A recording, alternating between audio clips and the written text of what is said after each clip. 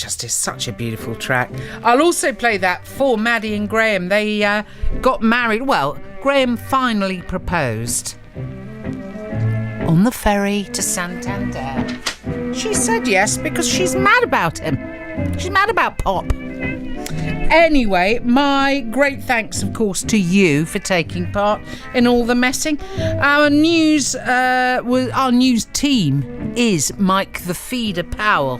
Don't be fooled by him when you hear his voice. Just don't be.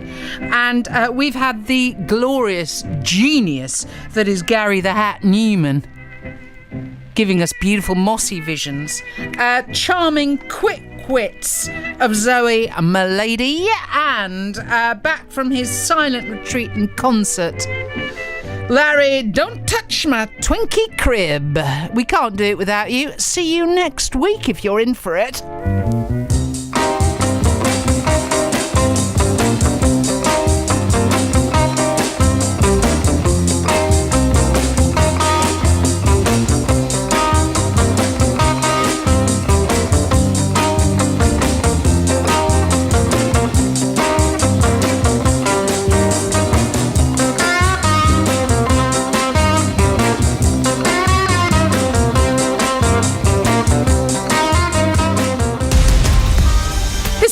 Radio 2 on the BBC Sounds app. It's on your smart shoes and on 88291 FM.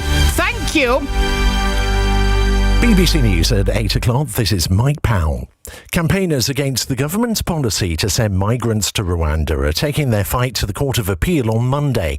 The first flight taking asylum seekers to the East African country was given approval by the High Court to leave on Tuesday.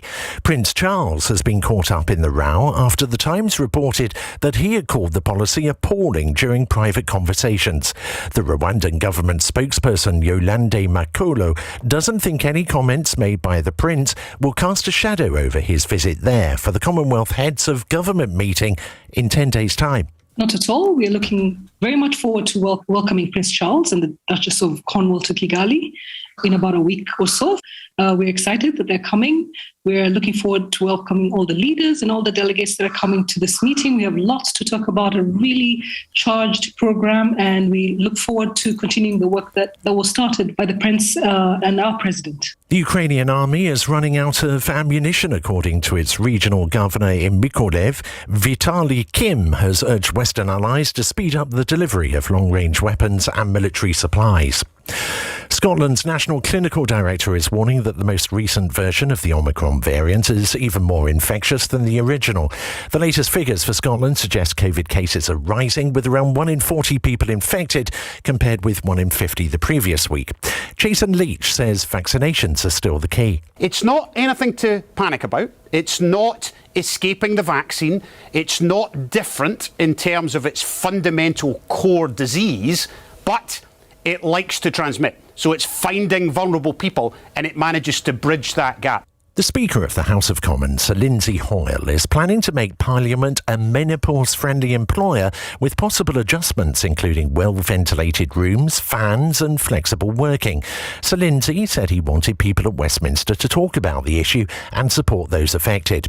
The Labour MP, Carolyn Harris, has welcomed the move. Sir Lindsay is leading by example here and saying to employers everywhere it's really important to keep women in work, and by making very small adjustments, and this is what the menopause pledge that he is signing does, then he is giving women right across the country encouragement that there is hope that other employers will follow. Cricket and New Zealand have posted a daunting first innings total of 553 in the second test at Trent Bridge. At the end of day 2, England were 90 for 1.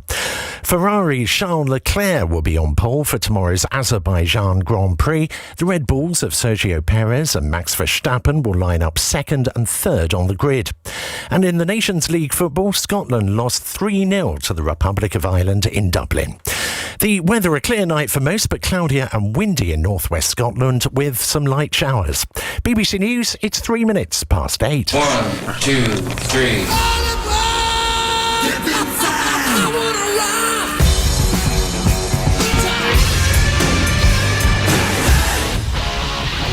Oh, make me over.